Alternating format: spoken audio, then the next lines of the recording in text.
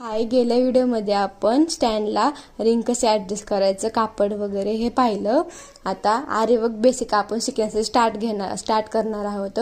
त्याच्या अगोदर आर्यवर्कची थोडी माहिती सांगते. आर्यवर्कचे बेसिक 4 प्रकार असतात, जसे की आरीवर्क, हँडवर्क, टिकली वर्क, मिरर वर्क. हे आर्यवर्कचे हे मेन 4 टाईप झाले.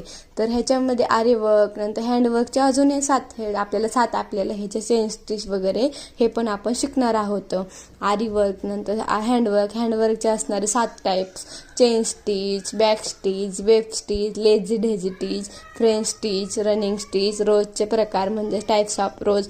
हे असे असणारे 7 प्रकार हे आपण शिकणार आहोत. हे हँडवर्कमध्ये असणार आहेत.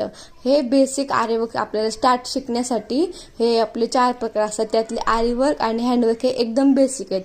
हे आपल्या सुरुवातीला स्टार्टिंगला शिकणं इम्पॉर्टंट असतं.